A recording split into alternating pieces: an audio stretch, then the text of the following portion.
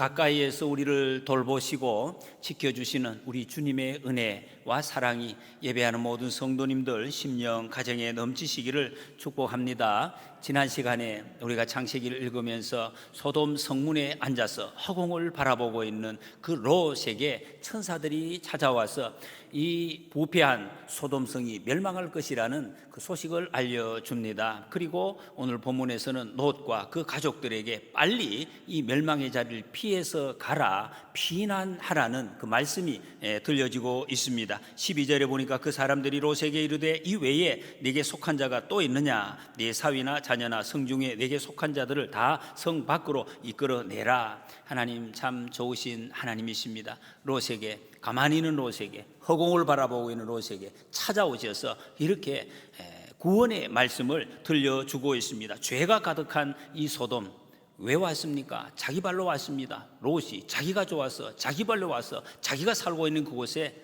롯이 하나님을 찾지도 않았는데 하나님이 찾아오셨습니다. 참 위로가 되는 말씀이죠.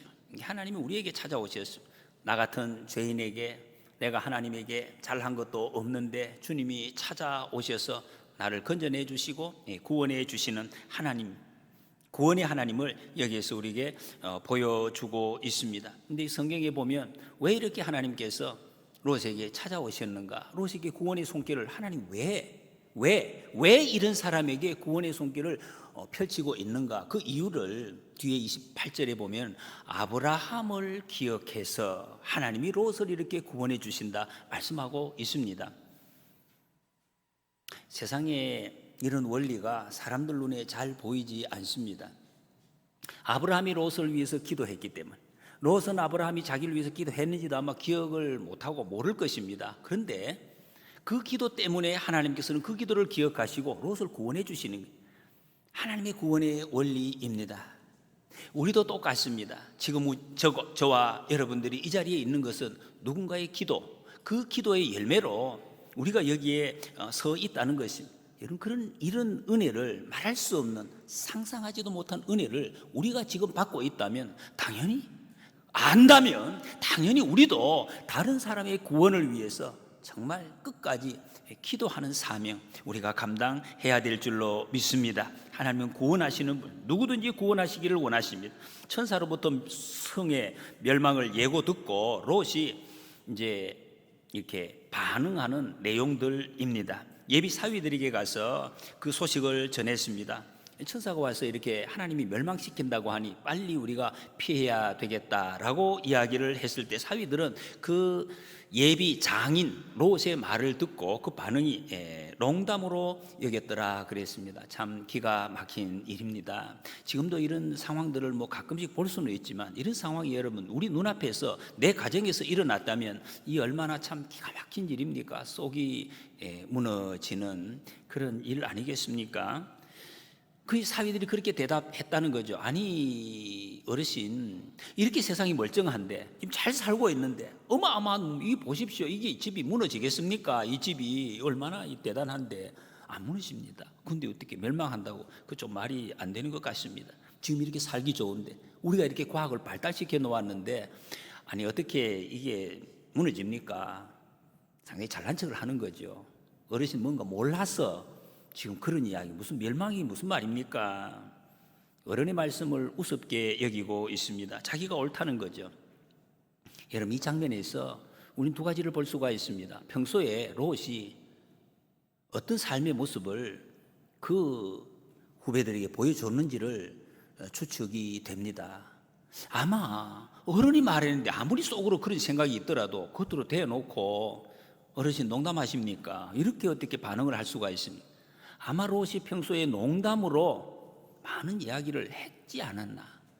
그 롯의 평소의 삶이 이렇게 설득력 없는 그런 결과가 나오도록 그렇게 살았기 때문에 이렇게 반응을 했을 것으로 보여집니다. 물론 첫 번째 책임은 그 말씀을 받아들이지 않는, 하나님의 말씀을 듣지 않는 그 예비 사위들에게 있었겠지만, 적어도 반의 책임은 롯에게도 있다는 것을 보여주고 있습니다. 먼저 이게 이 말씀을 통해서 보면 여러분 우리가 성경 말씀에 요한복음 2장의 말씀이 기억이 납니다. 요한복음 2장에 보면 예수님께서 첫 번 기적을 행하실 때 가나의 혼인잔치에 가셨을 때 포도주가 떨어졌는데 예수님의 어머니 마리아가 5절에서 그렇게 이야기합니다. 그의 어머니가 하인들에게 이르되 너희에게 무슨 말씀을 하시든지 그대로 하라. 예수님 어머니가 예수님께 이 상황을 전달하고 종들에게 하는 이야기입니다. 부탁을 했죠. 종들이 불러가지고 예수님 뭐라고 하시든지 이 말은 이해되든지 안 되든지 그 말씀대로 그대로 해라 이렇게 이야기를 합니다. 그랬더니 예수님께서 그 후에 종들에게 이야기를 합니다. 물을 떠와서 빈 항아리에 채우고 그리고 그 물을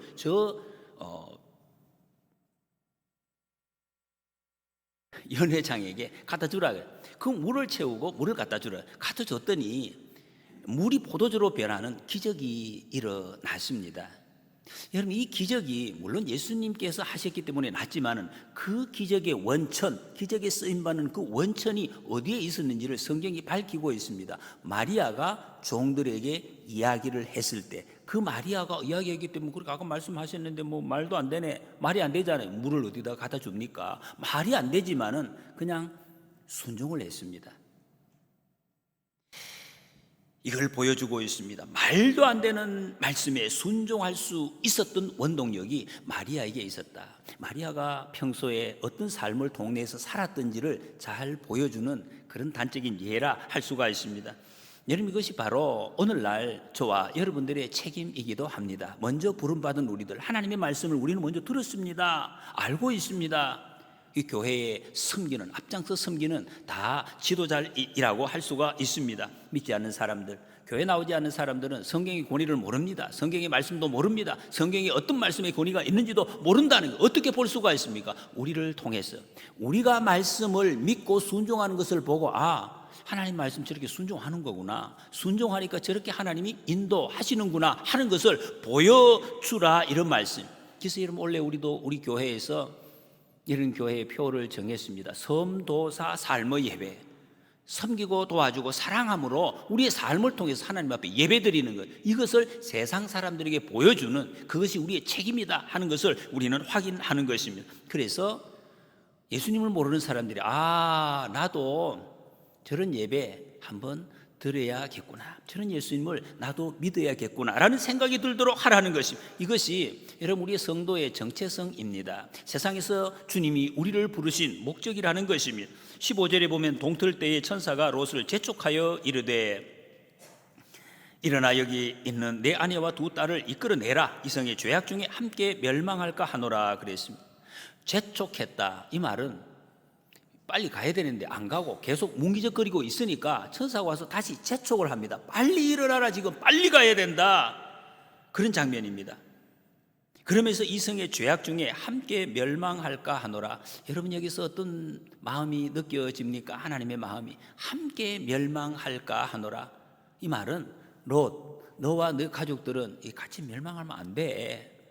참 가슴이, 저는 이 말씀을 읽을 때 이 가슴이 떨리는 말씀입니다. 너는 여기 이 멸망하는 자 함께 멸망하면 안 되는 사람이야. 롯이 어떤 사람인데 하나님께서 이렇게 소중하게 여겨주십니까? 무슨 롯이 사람 앞에서는 하나님 앞에서 칭찬 들을 만한 것이 있습니까? 없어요. 아무리 찾아봐도. 그런데 왜 하나님께서 이렇게 소중하게, 너 멸망하면 안 돼, 멸망하면 안 돼, 너는 구원받아야 돼, 빨리 나와, 왜 이렇게 말씀을 하십니까? 이유를 아십니까? 성경이 밝히고 있습니다. 여호와께서 그에게 자비를 더하심이었더라. 얼마나 여러분 놀라운 말씀입니까? 하나님의 자비라는 것입니다. 하나님의 사랑이 이런 것입니다. 우리는 자꾸 내가 무엇을 해서, 나 좀 헌금해서, 나 좀 봉사해서 그래서 하나님이 내게 뭐 좀 주시는가, 그런 거 없습니다. 그게 아닙니다. 여러분, 여호와께서 자비를 더하심이었더라.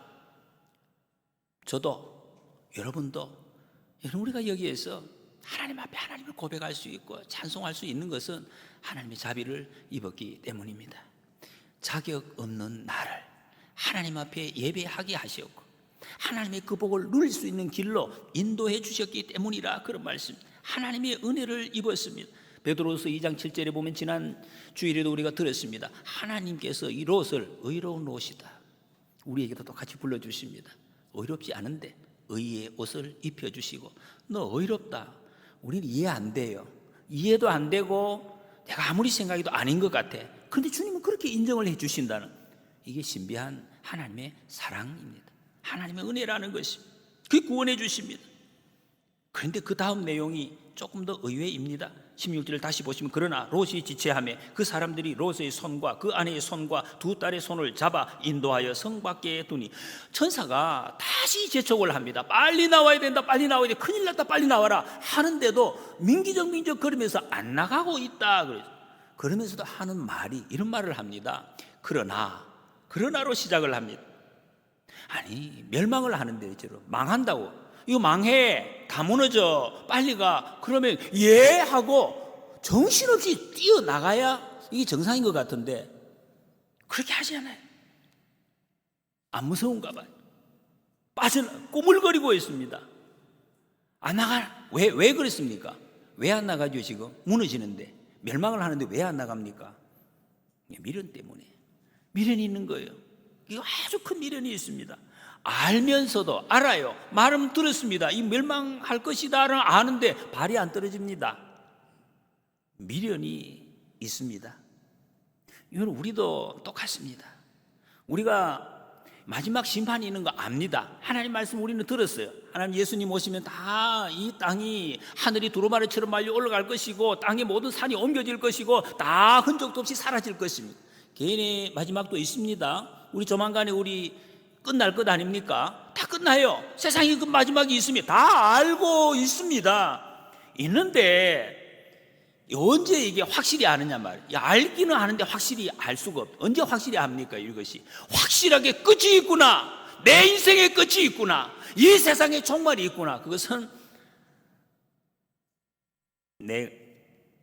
내가 직접 닥쳤을 때, 그 죽기 직전에 그때, 아하, 이게 정말이구나, 이게 진짜이구나, 그때서야 알게 된다는 것이, 이게 진짜였구나. 근데 그 전까지는 안 올지도 몰라, 난 안 죽을지도 몰라, 내가 이번 달에는 안 죽을 거야, 다음 달, 올해는 안 죽겠지, 내년에 이제 올해는 다 이렇게 할 거 하고 놀고 이렇게 생각을 한다는 것이죠.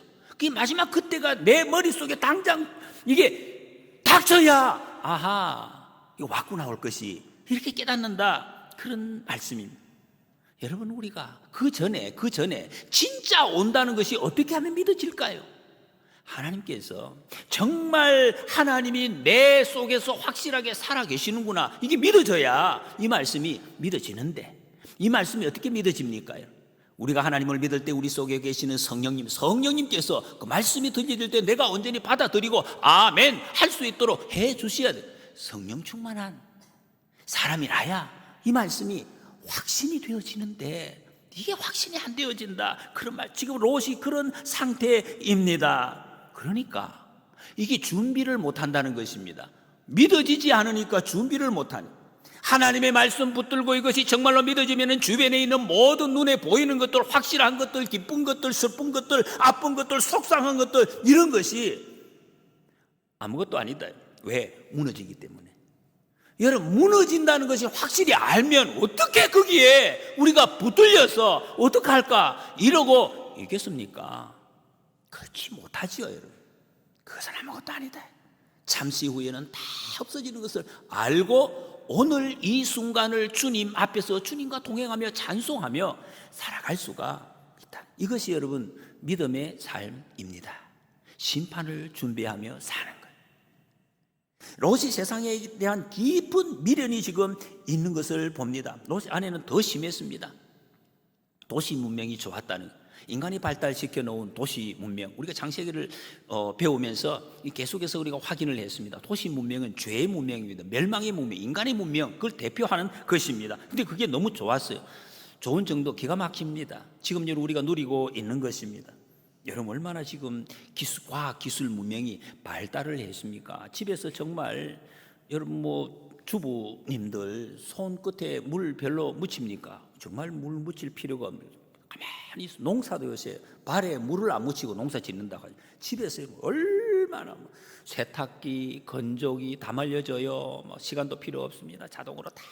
또 오븐 이런 거, 로봇 청소기 스위치만 누르면은 구석구석에 지가 알아서 깨끗하게 다 닦고 집에서 영화관 다 볼 수가 있습니다. 기가 막힙니다. 이거 얼마나 놀라운 세상. 아파트가 이게 아파트가 아니에요. 어떤 궁궐 같습니다.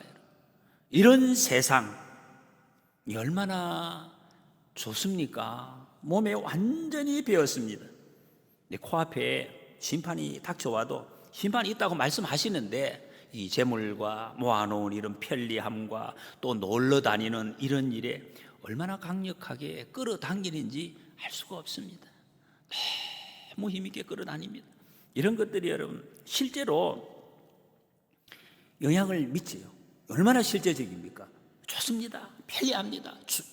너무나 이렇게 달콤하네요. 그런데 이 심판은 좀 확실하지가 않아요. 내 머릿속에 부어지기 직전까지는 오늘은 아닌 것 같다, 이렇게 생각이 된다는 거죠.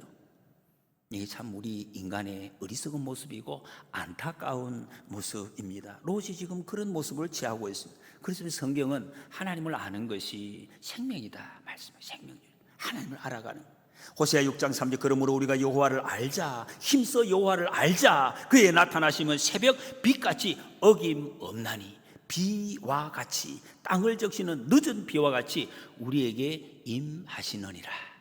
소리 없지만 확실하게 온 천지에 다 임하신다. 여러분, 이 말씀이 현실을 붙드는 내 힘보다 더 강하게 끌어당겨야 그래야 생명으로 갈 수가 있는데, 근데 현실이 너무 셉니다. 너무 세요. 안 그러면 우리가 사는 길은 정해져 있습니다. 내 욕심 따라가는 거예요. 그 길은 죽음의 길입니다. 죽음의 길을 간다. 그때 천사가 롯의 가족을 손으로 잡아 끌었다 그랬습니다. 롯과 아내와 자녀들을, 딸의 손을 잡아 끌고 밖으로 이렇게 강제로 끌고 나갔습니다. 자기가 미적대는데 왜 이렇게까지 합니까? 여호와께서 자비를 베푸심이었더라 말씀합니다. 여러분, 하나님 우리를 이렇게 하셨습니다. 저를, 여러분을 강제로 손으로 잡아 끌고 여기 오게 하셨습니다. 하나님 나 갈게요, 계세요, 이렇게 해서 온 사람이 계십니까? 하나님의 사랑이 이렇게 적극적이라는 것입니다. 우리처럼 사람처럼 손님 오시면 오셨습니까? 그렇게 맞이해 주시는 분이 아니에요. 강제로 안 가는 것을 억지로 끌어서 사랑을 부어주시는 그 사랑을 하나님 이렇게 표현하고 있습니다. 여러분, 우리는 우리 삶에 일어나는 모든 은혜의 순간들, 지금 우리가 보고 있는, 누리고 있는, 지금 겪고 있는 모든 관계와 모든 환경과 주위 물질, 이 모든 것이 하나님의 자비다, 이렇게 본문에서 말씀하고 있습니다. 그런데 이 하나님의 자비, 하나님의 사랑, 이것을 볼 수 있는 눈이 열려질수록 생명의 풍성한 것을 누릴 수가 있다, 그런 말씀입니다. 내 삶을 바로 볼 수가 있어요. 안 그러면 내 삶을 바르게 어떤 것인지 볼 수가 없다, 그런 말씀입니다. 하나님의 손길이 이 모든 것에 지금 작동하고 있다는 것을 알 때에 그럼 어떻게 되느냐? 하나님의 말씀이, 진리의 말씀이, 세상의 원리가 나를 이끌어, 말씀이 나를 이끌어가고 말씀이 나를 지키고 말씀이 나를 풍요하게 한다. 이게 하나님의 약속입니다. 그래서 여러분, 우리가 찬송 380장 잠시 후에 할 거지만, 주의 사랑 줄로서 나를 굳게 잡아매소서. 하나님 말씀 굳게 잡아매어 주셔야 제가 바른 길, 정상적인 길 갈 수 있겠습니다. 그런 기도를 하는 것입니다. 여러분, 세상 문화는 마치 중독과 같습니다. 중독, 이렇게 한번 빠져보신 분이 계십니까? 우리 집사님 저에게도 전에 몇 번 말씀하시는데, 중독되고 도박, 마약 이런 데로 중독되면 감당이 안 된다는 것입니다.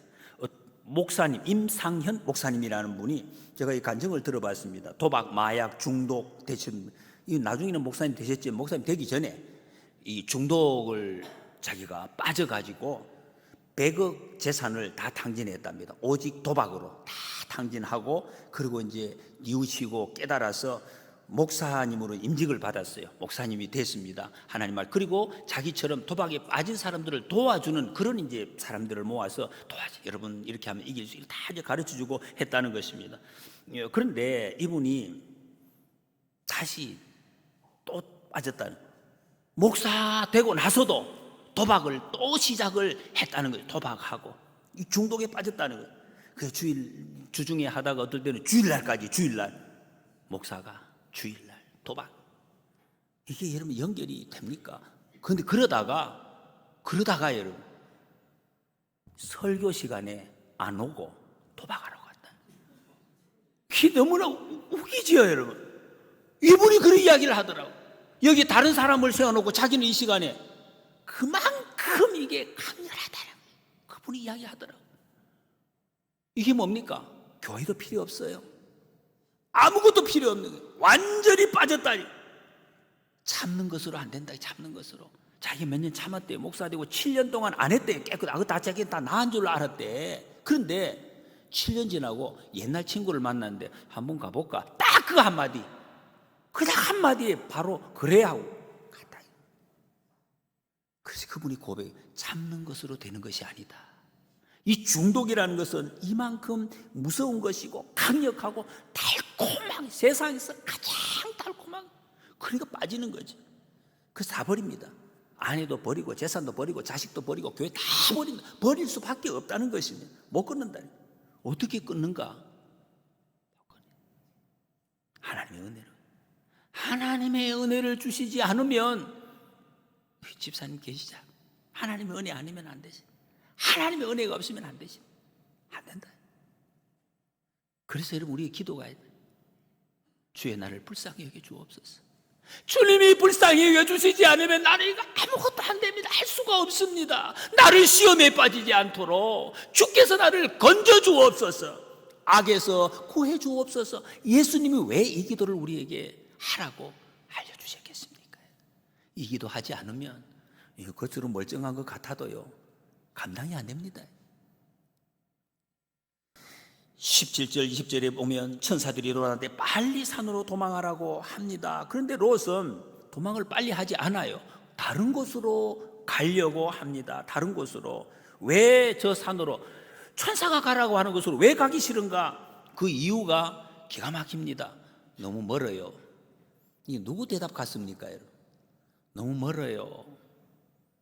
무서워요. 4살 아이가 대답하는 것 같아요. 어른들도 그렇습니다. 여러분, 이게 죄에 매이면은 어린아이와 같은 똑같은 대답을 한다. 도망하는 거예요. 멸망하는 데 도망가는 것은 빨리 가고 멀리 갈수록 더 좋은 것이고 감사한 것인데 못 가겠다는 것이. 상이 멸망한다고 하는데 그런 생각을 합니다. 얼마만큼 떨어지면 안 망해요? 이렇게 해요. 아이들하고 이야기할 때 가끔 얼마만큼, 언제까지 하면 돼요? 이렇게 이야기해요. 이게 무슨 말입니까? 가기 싫다는 말이에요. 나는 가기 싫어요. 그 말은 알겠는데 가기 싫다, 그런 말. 그만큼 놓기 싫다는 것입니다. 빨리 가야 되는데 18절에서 이렇게 이야기합니다. 롯이 그들에게 이르되 내 주여 그리 마옵소서. 너 돌아가지 마라, 또 돌아보지 마라, 빨리 뛰어가라, 이렇게 지금 말하는데도 주님 그렇게 하지 마세요. 이게 무슨 말입니까? 베드로가 예수님 앞에서 하는 말과 똑같은 말입니다. 여러분, 예수님의 계획을 말씀해 주셨습니다. 내가 고난을 당할 것이다. 십자가에 죽어서 다시 이제 부활할 것이다. 이 말씀을 하시니까 베드로가 주여 그리하지 마옵소서. 이게 무슨 마음입니까? 기분이 안 좋다. 주님 그런 말씀하시면 나 지금 마음에 안 듭니다. 그런 말 합니까? 항변했다 그랬습니다. 주님 마음을 고치세요. 내 마음을 고치는 게 아니라 주님 그건 안 됩니다. 아니, 세상에 주님이 뭡니까? 주인 아닙니까? 나는 종인데. 그러면 종은 이해 안 됩니다. 그렇지만 주인이 하라고 하시니 갑니다. 이게 정상인데 말은 주님 주인님 하면서 주님 그래 하지 마세요.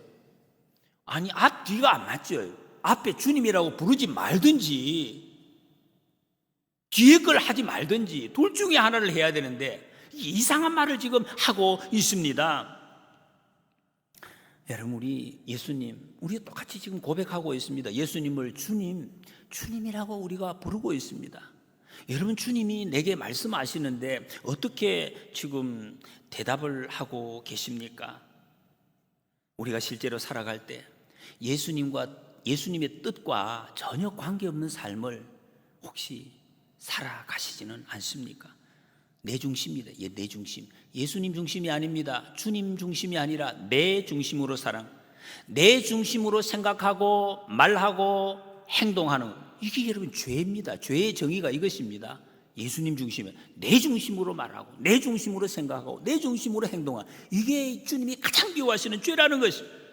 롯은 여전히 자기를 의지하고 있습니다. 19절에 보면 주의 종이 주께 은혜를 입었고 주께서 큰 인자를 내게 베푸사 내 생명을 구원하시오나 내가 도망하여 산에까지 갈 수 없나이다. 두렵건대 재앙을 만나 죽을까 하나이다. 전에 여러분 롯이 자기가 보고 선택을 한 땅이 이 소돔입니다. 좋다고 아름답고 자기가 선택을 했습니다. 그 마음을 아직도 지금 버리지 못하고 있습니다. 산이 너무 멀어서 죽을 것 같다. 살려주려고 천사가 살려주러 왔는데 죽을 것 같아요. 이런 경우는 어떡합니까? 죽을 것 같아요. 이 두려움이 어디서 왔습니까? 내 속에서 왔어요. 자기가 만든 두려움으로 계속해서 두려움에 지금 이끌려 가고 있습니다. 이게 무슨 말입니까? 두려움의 영. 여러분 사람이요, 그 내 속에서, 두려움 밖에서 오는 게 아니에요. 내 속에서 온 두려움의 영이 휩싸이면은 이게 이제 사망의 길로 계속해서 가는 것입니다. 하나님의 말씀을 온전히 믿지 못하기 때문에 이렇게 됐다는 것입니다. 처음부터 여러분 롯이 하나님의 말씀을 믿고 나갔더라면 얼마나 좋았었겠습니까? 하나님께서 안전하게 인도해 주시고 모든 것을 지켜주셨을 것입니다. 주만 믿고 나가면 나의 길을 잃지 않겠네, 천국까지 나를 인도하시리라, 이 찬송을 했더라면 얼마나 좋았겠습니까? 그런데 내 눈으로 딱 보니까 안 믿어진다는 거예요. 여러분 눈으로 보시고 믿어지는 것이 많이 있었습니까? 성도는, 하나님의 백성은 눈으로 보고 믿는 것 아닙니다. 믿음으로 보는 것입니다. 이것이 성도의 삶이에요. 그래서 예수님께서 마리아와 마르다에게 내가 믿으면 하나님의 영광을 보리라, 그렇게 말씀을 하셨습니다. 그리고 말씀이 그대로 됐습니다.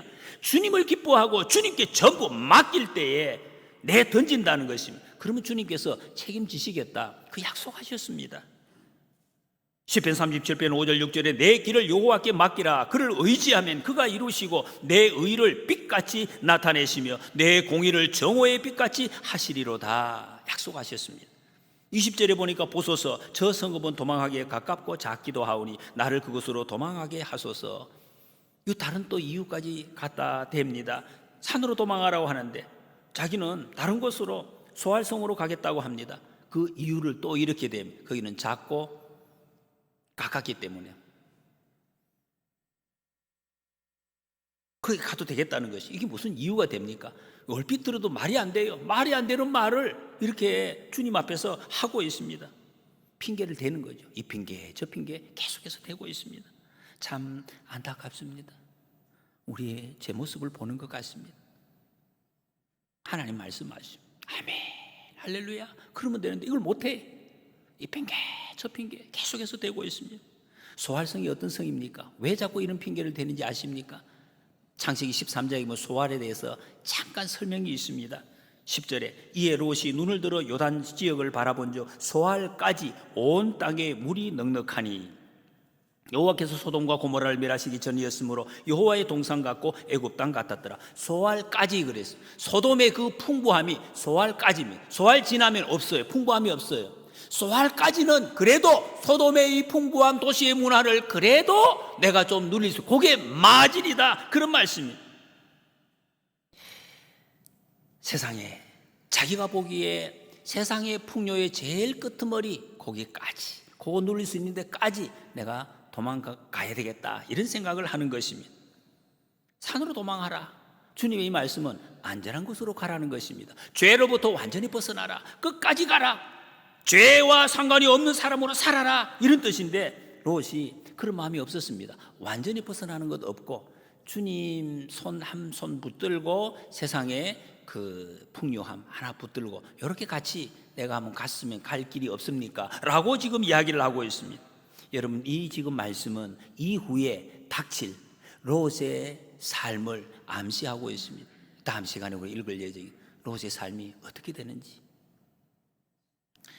여러분, 일단 소돔에서 벗어나야 되는데 소돔에서 자기가 즐기던 달콤한 것 이거 계속 즐기고 싶습니다. 끊어낼 수가 없습니다. 그래서 선택한 곳이 소알이라는 곳입니다. 소돔이 없으면 소알이라도 있어야지, 그래야 살지, 이런 말입니다. 나 이거 없으면 못 산다, 그런 말이죠. 이거 세상에 이거 없으면 무슨 재미로 사나, 그거 말합니다. 여러분, 그런 거 다 있으시죠? 이거 없으면 나 세상 무슨 재미로 살아, 이거 하나라도 있어야 내가 살지, 그래 숨 쉬겠다. 도시에서 떨어져서 시골로 여러분 내려간 사람들, 그런 사람이 있더라고. 나는 시골에 못 살아, 숨이 갑갑해서. 사람들이, 도시 사람들이 숨 쉬러 시골로 오는데 시골에서 숨이 갑갑해서 내가 살 수가 없어. 그래서 일주일에 한 번씩은 도시에 가서 바람을 쏘이고 와야 살겠다, 그런 사람이 있어. 도시에 물이 들면은 그렇게 된다는 향락과 육체적인 정욕, 이거를 가지고 그냥 살아가겠다, 그런 말씀. 여러분, 이 소알은 결국 우리 성도들 누구한테나 깊이 중독되어 있는, 우리 중독이 되어 있어요. 세상의 문화, 세상 욕심, 최후의 보루, 그게 바로 이 소알이라는 거죠. 그게 마약일 수도 있고 아니면은 돈일 수도 있습니다. 돈 없으면 세상에 무슨 재미로 사나, 이제 그런 말이에요. 그런 거. 집, 자존심. 어떤 사람이 이게 옷 못 사면 나는 세상에 못 산다, 계속 옷을 사야 된다. 아니면 어떤 사람 보석일 수가 있어요. 보석을 내 몸에 감지 않고는 나는 세상에 살 힘이 없다, 이런 사람도 있다. 이런 것이 사람들마다 하나씩 다 이상 있을 수가 있습니다. 예수님을 믿어요. 예수님을 믿는데 포기할 수 없는 것, 이것은 나는 포기 못한다, 그런 것이 있다. 놓치기 싫은 것, 정말 죽는 것만큼 싫은 것, 이런 것. 근데 이게 정리를 해야 되는데 정리가 안 됩니다. 정리가 안 되는 거예요. 안 되는 걸 어떡합니까? 아까 앞에 말씀드린 마약은 사람의 힘으로 못 끊는다는 거. 못 끊어지, 안 끊어지. 하나님의 은혜로만이 가능하다. 은혜로만이 가력한 것. 여러분, 인생이 180도 바뀐 사람, 성경의 대표적인 인물이 사도 바울입니다. 정말로 악한 길로 가다가 완전히 돌아서서 바뀐 그 바울이 자기가 그런 고백을 했어요. 뭐라 그랬습니까? 내가 나 된 것은 하나님의 은혜로 된 것이라. 자기가 알거든. 은혜 아니면 이게 될 수가 없다. 내가 이렇게 할 수가 없어, 돌이킬 수가 없어. 은혜로 하나님이 이렇게 해주셨다고. 은혜만이. 그래서 우리는 은혜를 구합니다. 하나님 은혜를 베풀어 나를 불쌍히 여겨 주옵소서. 은혜만이 나를 생명으로 살 수 있게 하고 은혜만이 나를 사람답게 살 수 있도록 인도해 주실 수 있다. 멸망당할 땅 소돔에서 나왔으면 산으로 달려가야죠. 17절에 말씀합니다. 곧장 가라. 돌아보지 말라 그래서 돌아보지 말라. 그리고 머물지 말라. 그렇게 말씀을 했습니다. 이게 하나님이 우리에게 원하시는 것입니다. 구원받았으면은 달려가는 거예요. 곧장 가는 거죠. 돌아보면 안 됩니다. 뒤돌아서지 않겠네. 에? 세상 등지고 십자가 보내 뒤돌아서지 않겠네. 뒤돌아서지 않아요. 자꾸 왜 뒤에 자꾸 이렇게 뭐가 있나 싶어가지고 자꾸 전에 내가 했던 게 있는데 뒤돌아보면 안 된다는 겁니다. 나중에 롯의 아내가 여러분 어떻게 돼? 소금 기둥. 아무 자기도 쓸모없이 됐어요. 본인도 세상도 돌아보지 않아. 사도 바울이 이렇게 고백을 했습니다. 빌립보서 3장 13절, 형제들아 나는 아직 내가 잡은 줄로 여기지 아니하고 오직 한 일, 즉 뒤에 있는 것은 잊어버리고 앞에 있는 것을 잡으려고 표대를 향하여 그리스도 예수 안에서 하나님이 위에서 부르신 부름의 상을 위하여 달려가노라. 달려간다 그랬습니다. 안 달려가면 넘어지니까 계속해서 달려간다. 앞을 바라보고. 여러분, 거듭난 성도인데 분명히, 그런데 그 가치관, 어떤 행동, 이것이 소돔의 축소판, 소돔 놀이, 거기서 계속해서 머물고 있는 사람들이 많습니다. 그래도 어떤 분은 그렇게 말씀을 하셔요. 목사님, 저 이 정도 아주 좋아진 겁니다. 이 정도만 해도 옛날에 비하면 굉장히 좋아진, 훨씬 이게 어려운, 칭찬해 주셔야 돼요. 칭찬해 드려야죠. 칭찬 맞죠. 그러나 하나님 앞에서 그렇게 주장할 것은 아니라는 것입니다. 하나님과 계속 타협하면서 언제까지 그렇게 사시겠습니까? 여러분, 하나님은 우리를 옆 사람과 비교하지 않습니다. 어이, 저 사람보다 너 낫네. 절대로 그렇게 말씀하지 않습니다. 상대평가 아닙니다. 하나님이 보시기에 그렇게 보십니다. 나는 목사니, 너 목사니까. 그런 거 없어요. 하나님 앞에. 여러분이 내 마음을 따라서 소돔의 마음을 빼앗기기도 하고 너무 급한 나머지 소알에 또 가보기도 하고 왔다 갔다 하면서 살아가는 경우가 있습니다. 그러나 결국 목적지는 하나입니다. 하나님께서 어떤 방법으로든지 우리를 하나님이 원래 정하신 그 자리로 가게 하실 것입니다. 처음에 갔더라면 어떻게 됐을까? 처음부터 아멘 했더라면 하나님이 어떤 상황으로 우리를 이끌어 가셨을까? 근데 두려워서 안 갔는데 계속해서 그 두려움이 이어지는 것입니다. 그래서 성경은 두려워하지 말라는 말 참 많습니다. 두려워하지 말며 놀라지 말라. 내가 어디로 가든지 내 하나님 여호와가 너와 함께 하느니라. 내가 너와 함께 한다. 두려워하지 말라. 두려움의 영에 끌려가지 마시기 바랍니다. 여러분 염려, 두려움, 근심에 사로잡혀 있으면 그 소리 굉장히 강력합니다. 급합니다. 굉장히 논리적이기도 하고 크게 우리에게 들립니다. 그러나 여러분 세미한 음성이라도 주님이, 생명의 주님이, 구원의 주님이 우리에게 들려주시는 그 음성에 귀를 기울이실 수 있기를 바랍니다. 주님께 귀 기울이면 주님은 반드시 말씀해 주십니다. 반드시 말씀해 주십니다. 그 말씀이 나를 인도하시고 말씀이 나를 살리십니다. 그리고 세상을 헤쳐나갈 힘을 주시겠다고 약속해 주셨습니다. 여러분 지금 평안하십니까? 아니면 염려가 있으십니까? 세상에 빠져서 혹시 허우적대고 계십니까? 생명의 길에 초대받은 여러분, 이 가을에 하나님의 음성에 잘 귀를 기울이실 수 있기를 바랍니다. 그래서 가정에서, 일터에서, 교회에서 주님께서 하시는 일 확실하게 증명하고 많은 사람들에게 증거하며 살아가는 우리가 되시기를 축복합니다.